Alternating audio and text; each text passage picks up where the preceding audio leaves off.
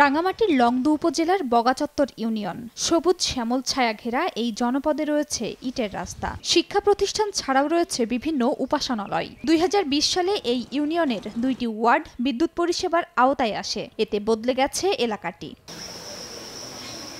তবে ৪টি বছর কেটে গেলেও বাকি ৭টি ওয়ার্ডে পৌঁছায়নি বিদ্যুৎ। এতে নানা দিক থেকে পিছিয়ে এখানকার বাসিন্দারা। তারা বলছেন, ভূপ্রকৃতিগত দিক থেকে সমতল এই ইউনিয়ন, ফলে চাষযোগ্য জমির পরিমাণও বেশি, কিন্তু শুষ্ক মৌসুমে পানির অভাবে চাষাবাদ কমে যায়। ডিজেল ইঞ্জিনে সেচের মাধ্যমে যতটুকুই চাষ হয় তাতে খরচ ওঠে না। তাই বিদ্যুৎ সুবিধা পেলে কৃষি সহ সব ক্ষেত্রেই আরও অগ্রগামী হবে তারা।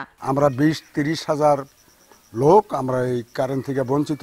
আমাদের এখানে একটা বিএফডিসির একটা বড় প্রজেক্ট আছে, সেখানে বিদ্যুতের জন্য তারা পরিপূর্ণভাবে প্রোডাকশন করতে পারতেছে না। বিদ্যুৎটা থাকলে আসলে আমাদের স্বাস্থ্যটা হতো বা খরচটা কমে আমরা চাষাবাদ আর বেশি উৎপাদন করতে পারতাম। আমার দাবি সরকারের কাছে, আমাদের এই লংদু উপজেলাতে আমাদের বোকা সদর ইউনিয়নে আমরা বিদ্যুৎ চাই।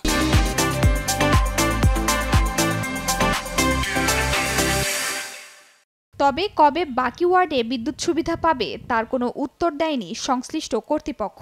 প্রকল্প আপকামিং, যেটা ডিপিপি অলরেডি প্রায় রিভিশন প্রক্রিয়াধীন, যে এলাকাগুলো বিদ্যুতায়িত হয়নি সেই এলাকাগুলো বিদ্যুতায়ন করার পরিকল্পনা আছে। বগাচত্বর ইউনিয়ন পরিষদের তথ্য মতে ৭টি ওয়ার্ডে প্রায় ২০,০০০ মানুষ বসবাস করে।